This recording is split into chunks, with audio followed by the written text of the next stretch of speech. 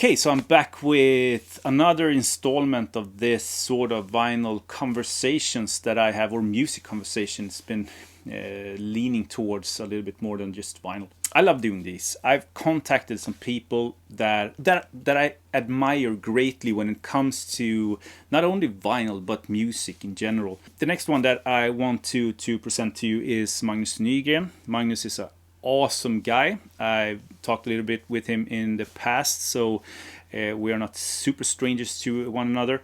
Magnus was the chief editor of Orkesterjournalen, which is the world's oldest jazz magazine, and it's here in Sweden.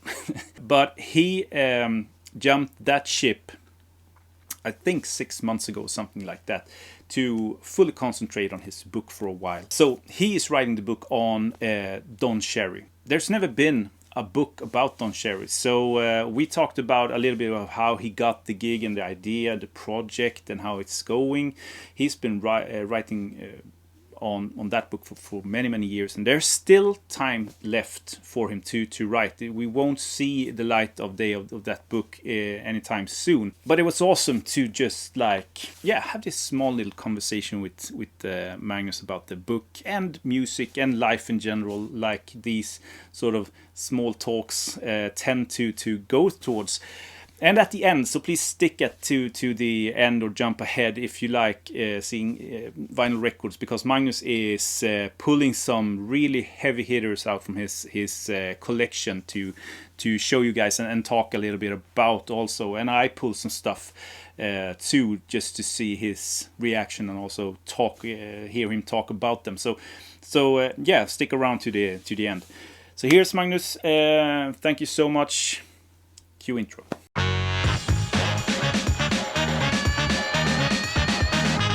Okay, hello people of the vinyl sort of world.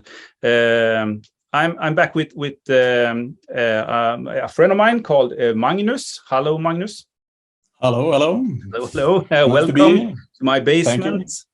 I contacted Magnus because I really appreciate what Magnus has done over the past years, and I was super interested in a new book that he is writing that I have heard about a couple of years now that you are writing on. So that's why I contacted you to talk a little about your book about Don Cherry.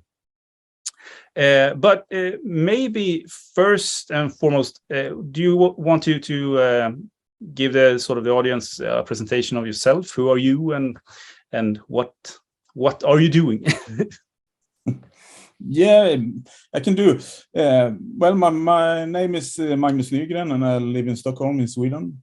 And I'm a journalist and been writing about music for many years, both in ordinary newspapers, but also as an editor for the magazine Jazz, formerly Orkesterjournalen, a magazine that's been working since 1933. And I've been working with it not since 1933, but I started in 2015. Okay. I think it was when I started, and I was there for 7 years, and I quit almost a year ago because it became too much, and I thought it was time to try to do something else, or more to concentrate on my other thing I'm doing, writing a biography of Don Cherry, which I've been doing for the last 10 years. Oh shit. Yeah, we'll come back to that, because that's obviously super interesting. But your background is in journalism. Has it always been in sort of music journalism, or No. And jazz? No. No. When did you get started on the sort of the music side of journalism? I worked at the Swedish Daily, one of the bigger newspapers in Sweden, Svenska Dagbladet, and working as a sub-editor and reporter and writing stuff, and then I started to like in the beginning of the 2000s and to write reviews of records. Okay. And the first one the first record I reviewed in Svenska Dagbladet was Bengt Frippe Nordström, the record that Harald Hult put out on his label, the Blue Tower, and kind of a not coincidence, but it's I think it's quite fun that I started with that. Have you went back and read it now? Are you still proud of what you, or would you write it differently today with all your experience?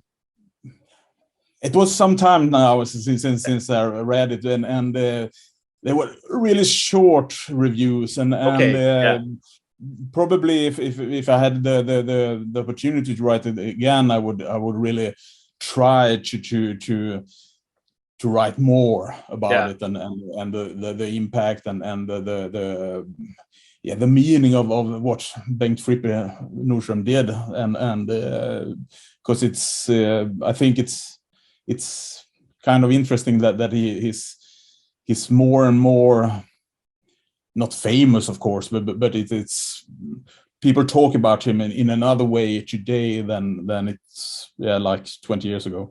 I think that's quite fun. In our little niche of the music corner, in this little free jazz corner, he's a superstar, or was. He's not with us anymore, but for everyone else, he's like a jazz guy maybe. So Orkesterjournalen, the magazine since 1930s, one of, or is it the oldest jazz magazine in the world? It's the oldest now living. Now we are continuing to publish. So I think it's like 2 or 3 months older than Downbeat. Oh yeah, so 2-3 months. That's nice. And how did you like? How did you approach them, or did they approach you to start? Because you became the chief editor of Orkesterjournalen from the start, and how do you get the opportunity to get that sort of that job or that role? Kind of a coincidence in the way of I met the former editor Lars Grip, and he was going to quit, and he told me that he was going to quit, and a thought started to develop in my head, and so it's after some time. I don't know if it was me or him who took contact and tried to. I think it was, what I remember, it was me who called him, but it and then it started. I was talking to the border of the magazine, and so it went very well. Very well. And did you have the sort of the same jazz interest back then as you have today, or has it developed during these 7 years? I would say that it developed, and because my background in music is not just jazz at all, and in the area of jazz or improvised music, it's more of a free improvised music that I started to listen to, and then more and more jazz, but in the beginning I was playing drums in an indie pop group in up north in Luleå, like in the 90s, and so it's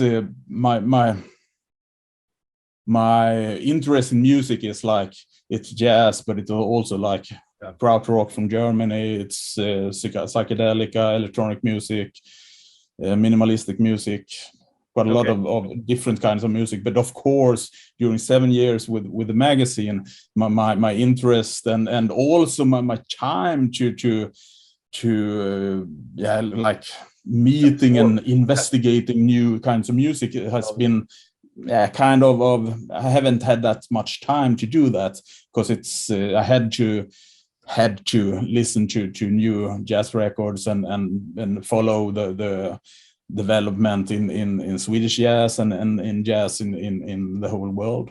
Yeah. So it's it's quite it takes a lot of time, and of course it's fun, but it takes time to follow what's happening. Yeah. Yeah, obviously, a little bit of a leading question, I guess, from my side. And yeah, I come from. I mean, my venture. I shouldn't talk about myself now when I have you as a guest, but my way into jazz is from heavy metal, actually. So when I was growing up, I was deep into heavy metal. So when I meet a metal guy today, and we talk about like the sort of the old school up to the 90s sort of metal. I'm pretty. I mean, I can talk about metal for hours because I've listened to it so much. But that sort of the heavy metal moved me into the realms of noise, and then from noise to free jazz. So my introduction to jazz was actually. I mean, kind of blew short by reading like Rolling Stone magazine top 500 somewhere along that line. But my real interest in jazz, I came from into free jazz and ventured out from there, actually. So there's no obvious sort of way into jazz. It doesn't seem like that anyway. No, but I know that I can see that I was listening a lot to Frank Zappa, and that was a way into jazz music. Listen to Hot Rats and those albums in like 1969, 1970, and I've been talking to quite a lot of people that started to listen to jazz in kind of that Frank Zappa was kind of a catalyst to listen to different kind of music, and it could be like Edgar Varese and stuff like that as well. But for me it was quite a lot of that with King Crimson as well. And yes, definitely. And Frank Zappa is a perfect sort of pick in this case, because and he's not only into I mean jazz and classical music, but also doo-wop and rockabilly, ordinary rock and roll over so many years and so many recordings. So it's definitely an artist to spark some interest in other genres. I'm reading my notes here, so yeah, and you talked about the sort of the climate today of Swedish jazz and also international jazz, and we're going to leave Orkesterjournalen, but what is your opinion about jazz today? Is it blooming or is it dying? And can you compare it to any other sort of century? I would say that it's a lot of things happens in jazz, and it always has, and I've been kind of the expression of jazz is dead, and those kind of expressions that's been since the 80s or something it's been mentioned, and I haven't really understood those, because it's like you have one kind of mainstream thing that you can have. Of course, you can have a lot of opinions about that, but at the same time, it's everything else is happening as well.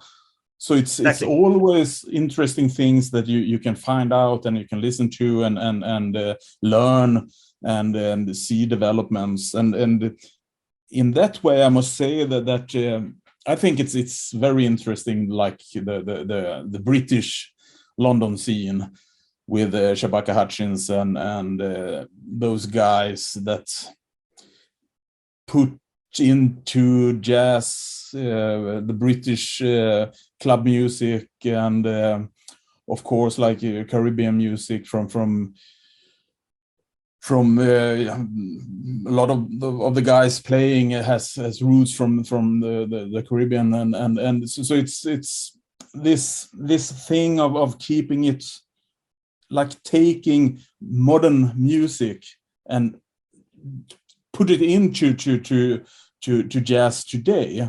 And jazz has always been like that. All like in the 30s, when musicals and stuff like all the standards was popular music at that time that they put into jazz, and it became what we call standards today. And at that time it was really modern, not always today.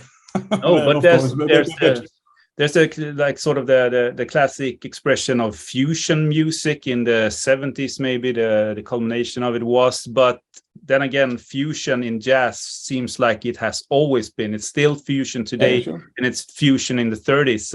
So we say jazz fusion about music from the 70s, and also like a genre today, but it's all jazz, it seems. A little bit of a leading question there too. I'm not a journalist, so you have to excuse my questions. No problem. But at the same time, I think I think like a guy like Kamasi Washington, I think he's interesting and the way he maybe not as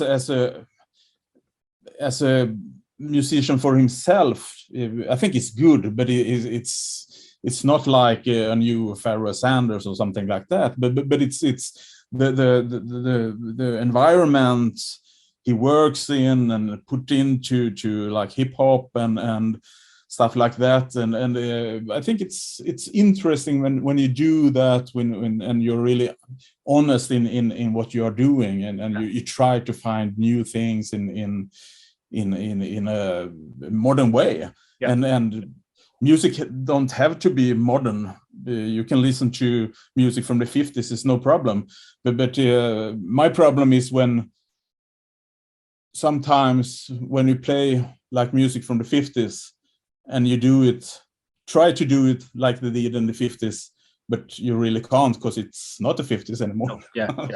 And then I think it can be a bit boring sometimes.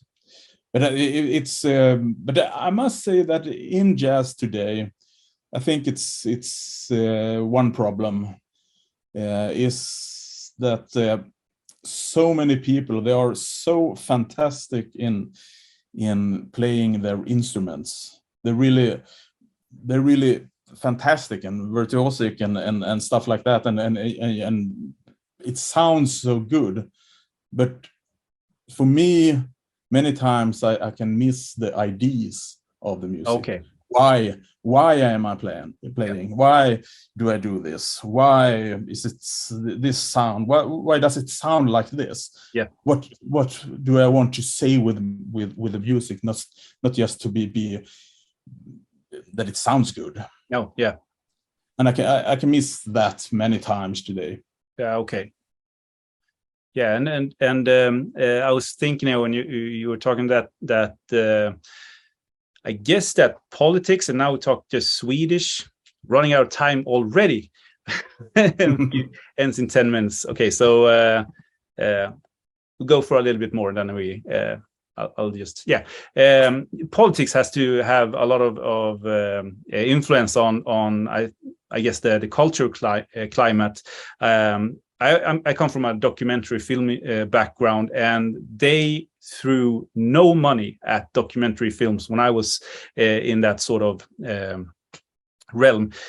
And how is it today? Are we funding jazz today, or could we do more for the jazz genre?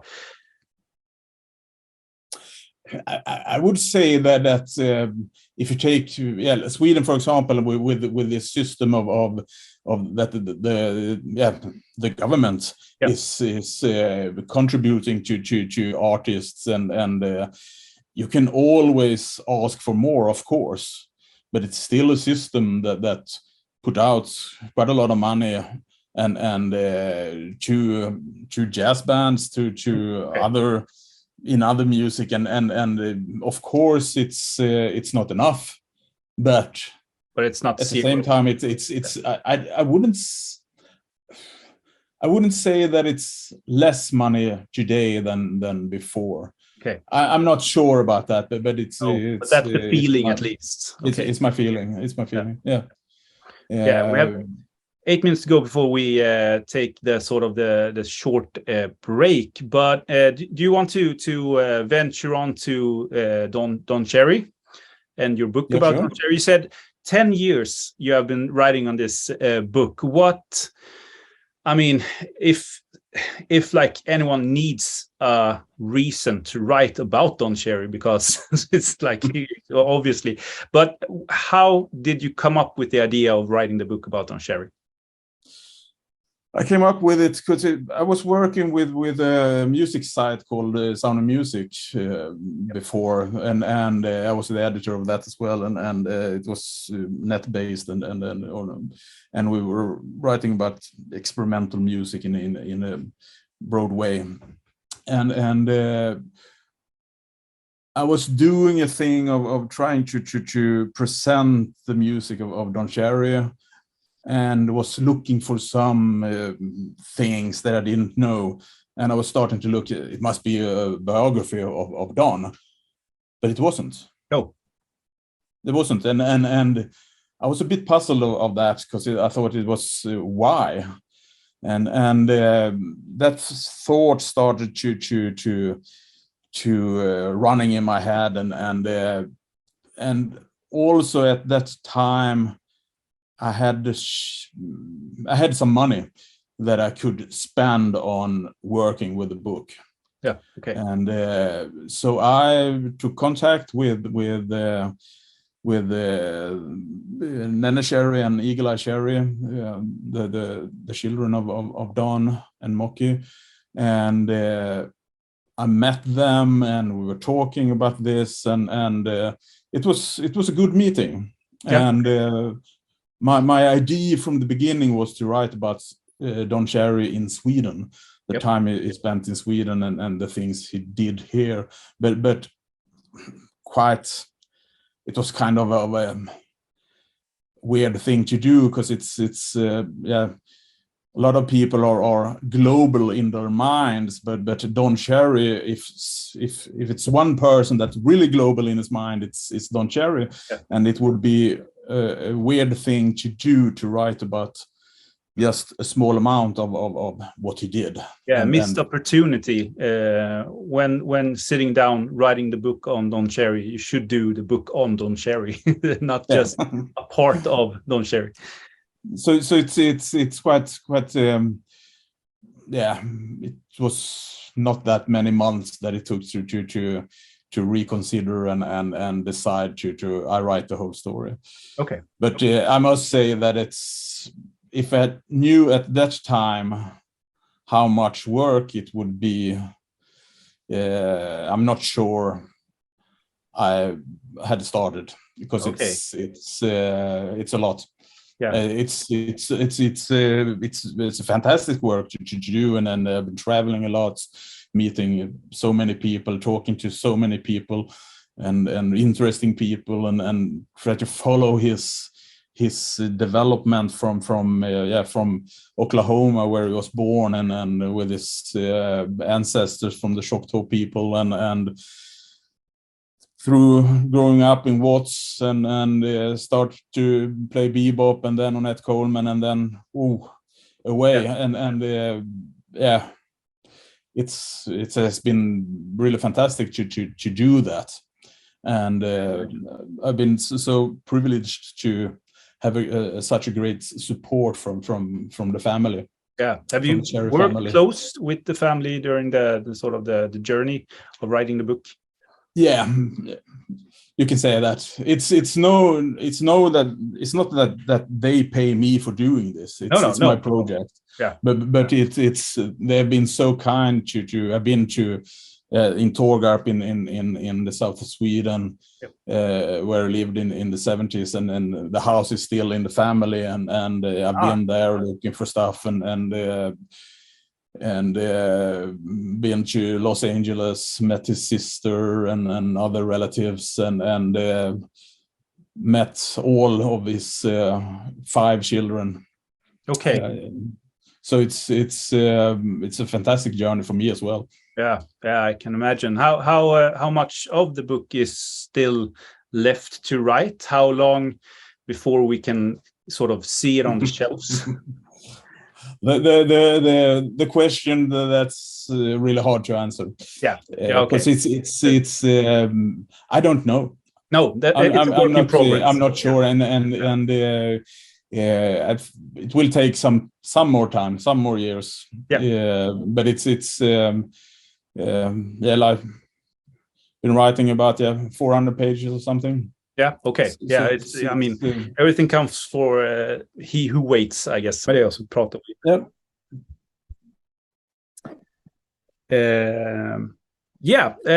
We were talking about Don Cherry, and this book maybe is a book that you know about. I did a review on this Organic Music Societies by Blank Forms. Forms on my channel, and I saw the sort of is it a chapter that you have written for this, or is it it's the initial essay of the book. Me and I was co-editor of the book, but the editor Lawrence Kampf, who worked for Blank Forms, me and him did it together. Okay. So it's and then I've been taking a lot of the things in the book I've kind of gave to Lawrence to publish and that I found through years. And so of course I've collected a lot of material regarding Don. Yeah, it's a fantastic book, and I think that the sort of the way it's written with Moki in like the main character of it is really gives a completely different sort of view of who Don is. And when you write your book about Don Cherry, how much is Moki sort of, how much space does she take of the book, or is it just the sort of the Swedish part that includes Moki? It's not just a Swedish part, because it's like in that book, Organic Music Societies, that's the idea of the book is to write about Don and Moki's mutual work in organic music theater, the moniker of their corporation was called, and if you look from like 1967 and forward to the late 70s, I would say, it was a lot of the work that Don did, he did together with Moki. So it's impossible to just think of Don in that situation, because when they were touring like in the 70s in Italy, and it was, they created a total environment.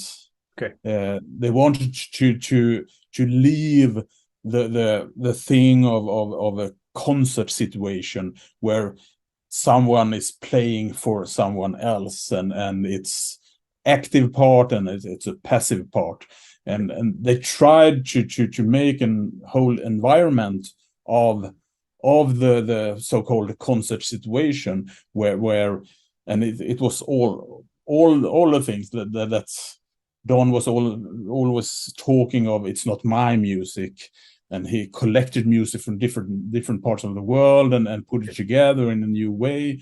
So it was kind of the composer wasn't that important in the world of Don Cherry, and also during the when he played like in festivals in the 70s, because it was a choice he and Moki made, that they didn't want to play that jazz clubs during nighttime. They wanted to play daytime, often outside and in another environment where Moki's tapestries and art was shown at the same time. It was like put up on like backdrops and stuff like that. It was Don often sat on a carpet on the stage made by Moki, and nearly all the clothes that Don was wearing was made by and designed by Moki. And it was like all from incense to dancers sometimes, and film projectings, and so it was.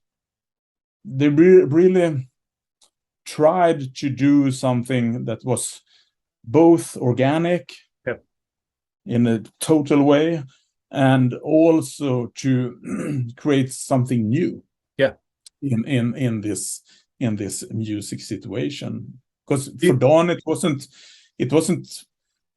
really important if he sat at home in Tågarp in the north of Skåne in the south of Sweden. If he was out in the woods playing with the birds, that was as important as playing on Newport Festival like in 1973 in New York. It was the same thing. In a way. And how do you, because I mean the records from this time period, and now we're talking about the time period in maybe the 70s when he was living here and producing records in Sweden. Do you think that the sort of that commune thought and more art and music, do you think that they, what's my point here? But do you think that it comes through the records? Can you hear that in the records, like the record Organic Music, or is it not enough, if you know what I mean? Did you have to experience it to really get the entire sort of... I think like you can definitely hear it, and it's kind of started already in the mid-60s, when he played with this band with Gato Barbieri and in Paris, and they were touring in Europe with his collage music, where he put together a lot of songs, and it was nothing was decided in from the beginning. It was just all of a sudden all the music changed, and his participating musicians had they had just to follow. And in that way you could see music as a collage, and you can also imagine that in a lot of Moki's art, that it was kind of a collage thing she made, and also you see, like, I can, of course, it's like when you know it happened. It's kind of hard not to imagine it, but it's when I listen to Organic Music Society, the record on that came in 72, 73 on Caprice in Sweden, I think you can see the whole world. You can see the colors, you can see all the impressions that got through the music, and the way they played it was really exactly the same. I think that, like the sleeve, the fantastic sleeve that Moki made, and it was kind of a storytelling. The music was a storytelling, the sleeve was storytelling, and they got together.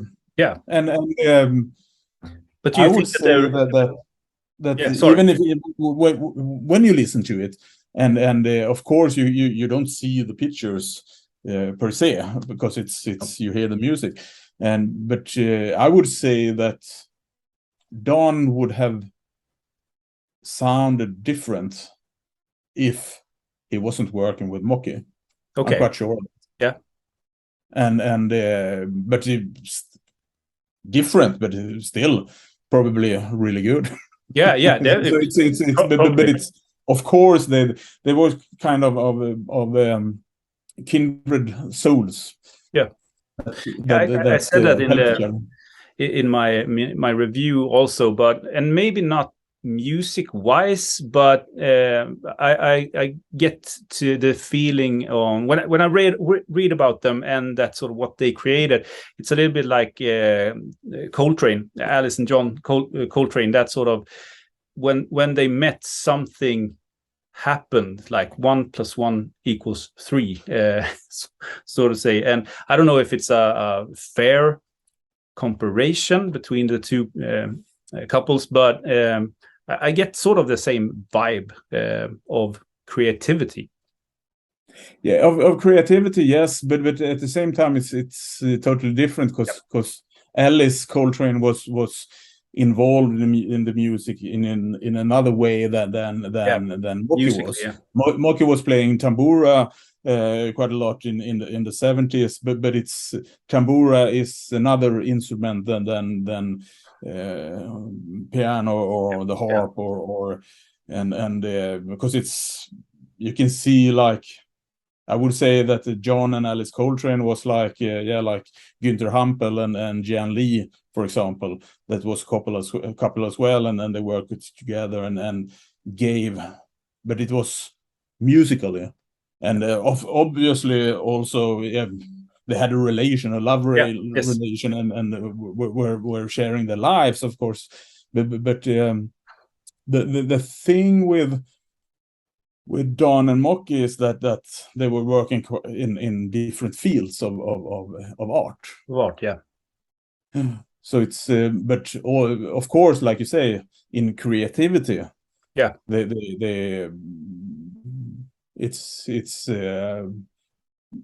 helped each other and then they got inspired by each other. And when writing the book, is there any passages of Don's life that intrigues you more than anything else? Like, is there anything that you sort of I'm not fishing for a scoop here.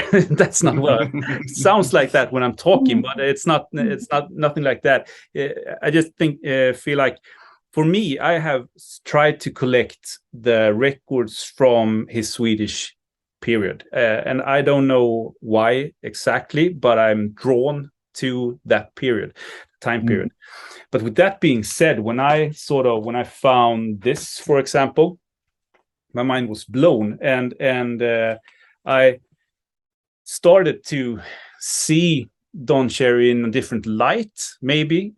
So were there anything during your sort of writing the book or your research period where you stopped and like, whoa, shit, had no idea about this? Many times. Okay. many times. And it's I must say that for me, in the beginning, it was more like the 60s that was my way into Don. Okay. The Blue Note records and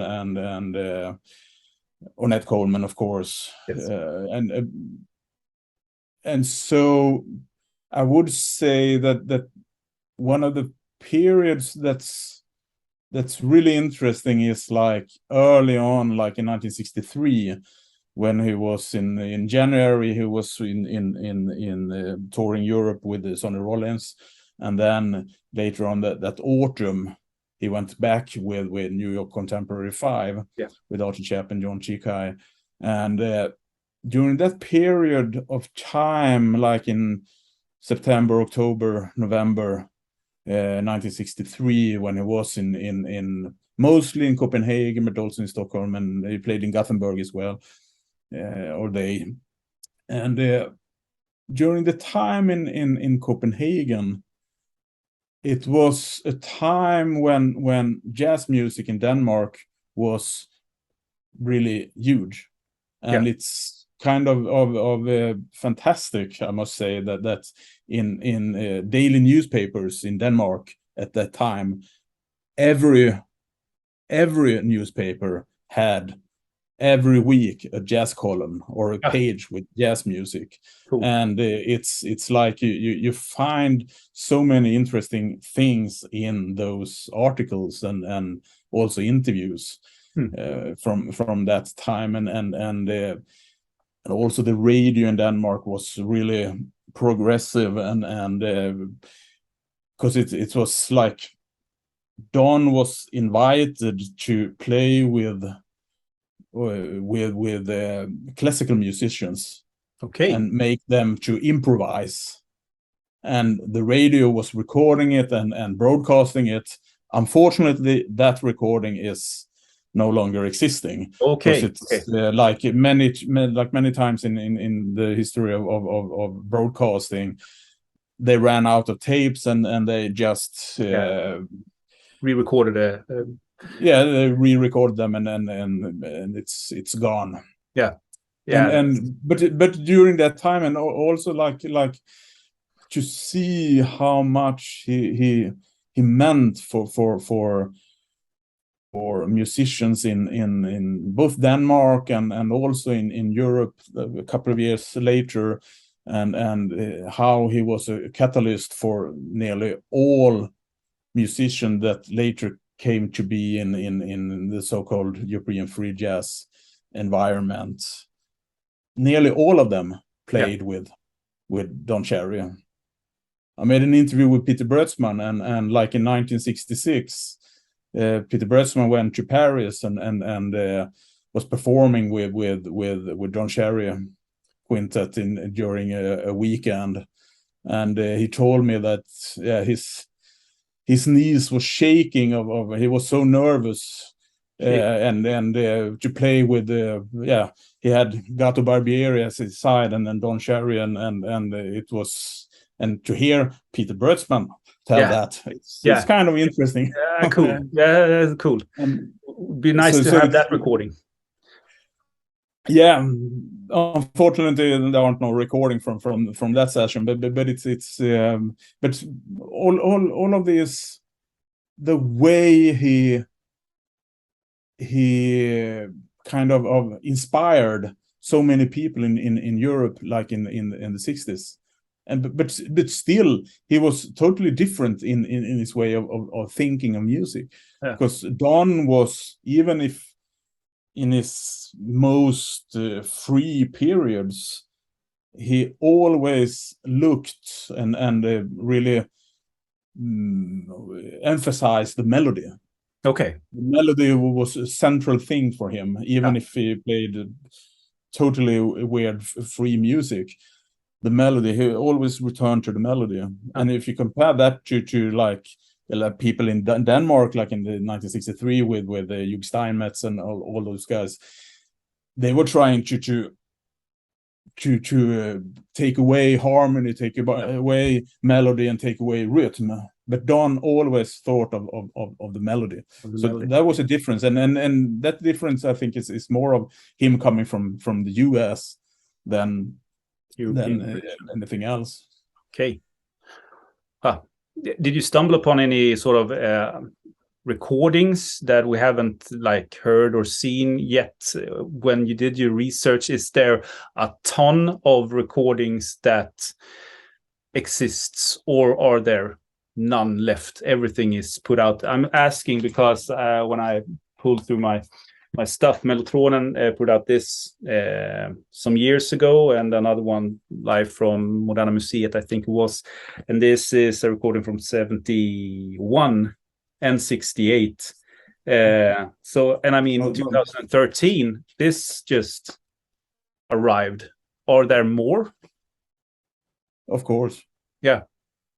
It's a lot more, and also the Blank Form, who put out the book of organic music societies, also put out 2 records where I wrote the liner notes, and it's one recording from outside of Stockholm from 1968, and also from the Chateau Vallon festival in 1972, the first gig he made with when they were called themselves Organic Music Theater.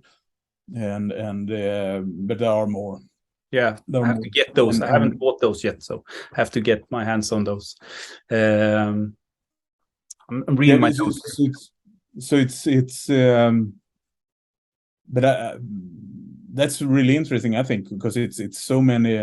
Like if you see the last 5, 6, 7 years, it's been quite a lot of new recordings out of Don Cherry, and of course most of them are bootlegs, but still they're really interesting. Like the record Cherry Jam with it's a recording from 1965, from Denmark, and also some of the recordings from the tour that Don made with a Togetherness Quintet, like in 65, 66 from Stuttgart. It was one record, and so it's but it's a why lot. do you think that they are like popping up right now?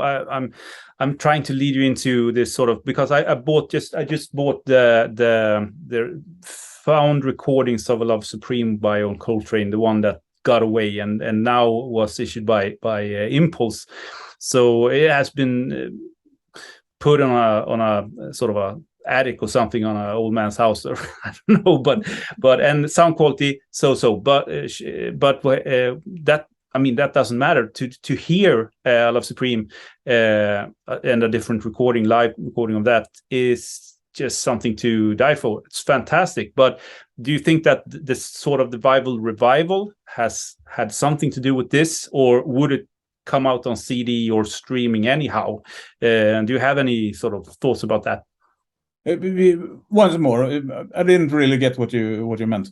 Yeah, like, is it what I'm fishing for is, like, do you think that the vinyl revival, the vinyl boom, has had something to do with these recordings now coming out, or would they be issued on CD or streaming anyhow if the vinyl boom didn't exist?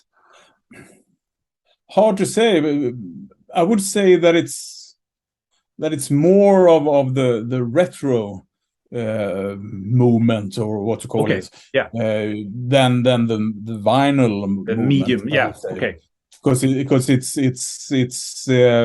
so much of and that is a problem, I think, that we look back so much and not forward, and so I think it's more to do with that than. But of course, it's also that's.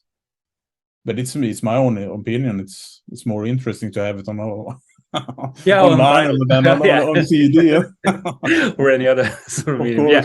I mean, I'm one of these like old farts that collects old music, and I really love that we are still pushing the different genres forward, releasing new music, but I'm still stuck in the past. I mean, there's so much to discover and to listen to. So I mean, I haven't even come past the 60s.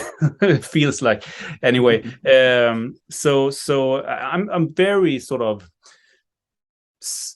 split in two. I love that we are putting out new music, but I listen to old music mostly.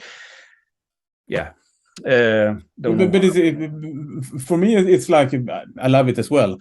I do, but I also see a problem in especially, I think, like with not the Love Supreme that was because it's the only live recording of Love Supreme that exists, so it's therefore it's really interesting. But a lot of especially with John Coltrane, that's it's been, or Miles Davis, or these boxes with alternative versions and stuff like that, and it's, I would think that most of the times it's a reason for those recordings not to be issued or published at that time, because it was something with them that either we can hope that it was the musicians that didn't want it to come out. And but at the same time, it's like we were talking of this Swede Bengt Frippe Nordström, like in 1963, because before that Frippe had put out the first Albert Eiler record on his private label, and in 1963 Don and Frippe met, and they were at Frippe's home, and Frippe recorded a duo session with those two. And as the story goes, Frippe had to promise Don not to put out the music. Okay. Because Don didn't want that to happen. Okay. But some years after that, Frippe did, and even if it was like 5 or 10 copies or something, it's one of the most sought after records in I got offered for it once for 25,000 crowns, and that's like, what is it, 2,500 euros or something. I couldn't. No. But it's of course you can see with the eyes of today, it was a good thing that we can listen to that today. Yes. But it at the same time, Don didn't want it to be released, and so it's you have to kind of find a balance in that you can cope with. But now going back to Don Cherry again, I just thought that, like, was Don proud of his recordings and the records that he produced? Because I get a little bit of a vibe that he could go out in the woods playing for the birds, or go out on Newport. It doesn't matter. So the recording is the most unorganic thing in a way, it seems, because it's just a moment in time captured, and you can't really do anything more with it. Do you get what I mean? Like, do you get any sort of feeling of what he thought of his recordings? I think it was principle in principle, or like it. I don't think he was against recording it at all, and I think he was proud of many of the records he did, but also he was kind of pissed off of some of the records but that was mostly when the record Orient, and the other one put out by the Japanese version of BYG. They hadn't the permission to put it out. Oh, okay. So it was, and he didn't get any money for that, and of course in those cases it was hard, naturally, but it's I know at the same time that, like, I would say that the new recordings, you can't really. I don't know how you think today of the new recordings as really a recording, and I'm not sure that it was like that. No.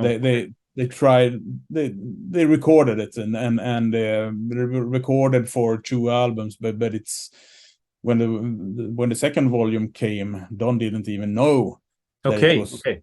He saw it in a record store. Okay. The first time. So it's kind of different, that, and then but it's also a philosophical question, because it's like, I think it's interesting because you showed earlier this Togetherness record from 1965 in Paris, and that the so-called International Quintet, and when some of that material, or from the same time, it came on Complete Communion later on. Okay. And but then it was with American musicians as well, and the the recording of those songs, if you listen to like live recordings of those songs that he usually played when he played live, you could find them in another duration, in another tempo, in another order, and so it's like the thing you hear. This is my opinion of it, or my thought of it. I'm not sure if it's really like that, but it's my thought of it is that complete communion as a suite wasn't. It was for us today. It's like the Blue Note record. It sounds like. Yeah. Okay. But the composition was. Yeah, it was like that when they recorded it. Yeah. But when they played it like some months later or before in another situation, it was in another way. So it's the composition because he was working with improvising the composition, not just improvising the solo or something, but the whole composition he was improvising. So it was always different. Yeah. It was this kind of the same material, but put together in another way. And that's... but at the same time, I think he was proud of the Blue Note records, where he was able to really record and being in the studio. Mm. So it's... but in the 70s, it was quite a few... It was not that many produced records. It was like when Here and Now, like in recorded in 76. It wasn't produced. The records before that wasn't really produced in the 60s. No, they're fantastic, of course, but it's a different way to make them. But it's I can talk forever about this, and I could listen forever also. But I guess we have to wait for the book to come out. Okay, so I asked Magnus to show some records that has been, I guess, more or less important to you. So, what's the first record that you're going to show us today? Of course, you said 5 records, and it's kind of hard to decide. So it's 5 records, but it could be 5 others as well. But I start with this one. Oh, okay. David Bierman, On the Other Ocean. It's from the label Lovely Music in the US in the 70s, and they were working with so-called new music and electronic music and a lot of brilliant music. And this is it's like you have electronics, you have cello, and you also have, I think they work with one of the first Apple computers. So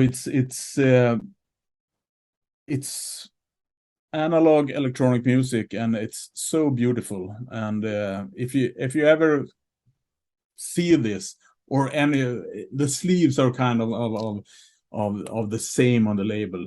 Okay. If you see a record on this label, grab it. Yeah. Okay. Lovely. Great tip. I'm gonna look that up. And then with Don Cherry, of course, it's nearly impossible to choose one. And I take one that's not the one that the people talk the most of. It's the duo records with Latif Khan, tabla player, and recorded in I think in Paris in 1978. Okay. And he was quite a lot into Indian music, and was taking lesson from one of the Daga brothers and from Ram Narayan, the sarangi player. Okay. And I think this is Latif Khan is playing tablas, and Don is playing like dosanguni, piano, cornet, flutes, and it's really, really beautiful. and it's yeah. I'm gonna shoot one at you. I actually pulled this just because you and me, we met when we saw Kolla Bley in was it Fasching in Stockholm? When I was with my Adlibris also. So yeah, fantastic concert. But yeah, this is one of my favorite records of all time. It's like the Tommy by the Who of the free jazz world. Such a magnificent opus of a record, and Don is playing and singing on this also. Great one. And you have it? Yeah. And I've been talking to Kolla Bley about Don's participation on that record, and she's so in love with the things that Don do, and there's this song Rawalpindi Blues where Don is playing, and it's amazing. Yeah, it's totally amazing. Now my lack of knowledge here, but did they collaborate on anything else, Kolla Bley and Don Cherry, except for this one? Yes, they did in together with Michael Mantle as well. The Hap and with Robert Wyatt, maybe the Hap. No, it's Child. No, it's another one. Yeah, okay. Yeah, I forgot the name at this moment. And they were friends also. Okay. And of course they also did the Relativity Suites record with Don Cherry. We were talking about produced records before, and of course this is produced as well. And that was a commission for the Jazz Composers Orchestra Association with Kolla Bley. So they had a really quite a lot of playing together, and during the, like, from the 1968 until 71. Okay. So it's and also friends with they had children at the same age. And so on. Super. And then we have this Jan Lee Conspiracy. Yeah. This is that the original, or is that I know that it's been reissued not too long ago. I think it's actually the original. And I've had it for a long time, and I always return to it because it's I think Jan Lee is one of the most amazing singers I've ever heard. Okay. It's also this record with Ron Blake, the piano player from the beginning of the 60s. That's so brilliant. And also with Archie Shepp, of course, the Blasé record. But this one is her own record, and it's with Sam Rivers, Perry Robinson, Steve McCall on drums. And amazing. Yeah, cool. I'll check that out. I've seen the reissue, but I haven't really listened to it, and obviously not stumbled upon the original. Yeah, awesome. Do you have any more records for us? You asked for 5, and I have 5. Yeah. and because I'm not only into jazz as I told, and this one is a record that I've been listening to a lot, and the Cluster and Brian Eno, and I think it's this label, the Sky label from, I think it's from Hamburg or somewhere in Germany. And they put out so many great records from this time, and everything with Dieter Möbius or Hans-Joachim Rodelius is amazing from that time, and then they're produced by Conny Plank, and so it's I think like the David Bierman record, as well as I talked about before. I like when it's I have nothing against digital electronic music, but it's when it's from the 70s with analog synthesizers and stuff. It's the sound is so kind of soft in a way, but airy. also I feel almost like it's airy. Airy is a good word. A lot of air around the sort of the instruments and sounds. Yeah. So it's I think it's really good. Yeah, good. And pick. the last one is a newer one. I have to have some new record as well, and it's this Shabaka and the Ancestors, the first record they did, Wisdom for Elders, from this project he did. He went to South Africa and gathered a band in South Africa, which are the South Africans are the ancestors, and it's I'm very fond of like Abdullah Ibrahim, or Dollar Brand as he was called in the 60s and 70s, and the South African sound and way of playing music. It's different compared to the US or Europe, and amazing. I think it's a really amazing record, and to hear Shabaka in this environment is lovely. Yeah, I think it's of the three projects he's the Sons of Kemet and the Comet's Coming, and this I would say if I had to choose one of them, I would say that's Shabaka and the Ancestors. Okay, the others are great as well. I'll check it out. Isn't Louise Maholo from South Africa also with Spirits Rejoice? I think it's a fantastic fantastic. The South African influence in Britain in the 60s and 70s is like Chris McGregor is also from South Africa, Guana, and so quite a lot, and the label Ogun in the 70s put out a lot of records that are the one you said, the Spirit Rio, is with Louis Maholo is fantastic. Yeah, it's fantastic, and I don't think that I have ever stumbled upon a Ogun record that wasn't really good or really entertaining. Extremely well produced, and the musicianship from all the musicians are top notch. So it's one of those labels that when I see it, I grab it. It doesn't matter who's playing on it. No, it's really collectible. Yeah, and it's really collectible, so that's fun too. and of course now it's but I would say still that quite a lot of those records are quite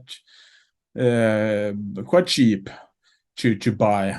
In Sweden, like a couple of hundreds, or you can find them if it's so it's good records. Yeah.